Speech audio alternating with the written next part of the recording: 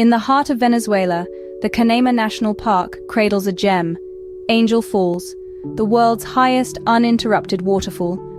Imagine water cascading from the sky, plunging a staggering 3,212 feet before it kisses the river below. A sight to behold, isn't it? The Pemon Indians called it Karapakupai Vena, meaning waterfall of the deepest place. Yet its current name honors Jimmy Angel, an aviator who, in 1933, crash-landed atop the falls, revealing their grandeur to the world. Now, picture vivid Carrera artwork, a Venezuelan treasure, echoing the fall's majesty with its vibrant hues and intricate details. A dance of color and culture, just like the country itself. Angel Falls, a testament to nature's artistry, a symphony of height and beauty, a canvas of Venezuelan pride. One visit and you'd agree, it's truly heaven on earth.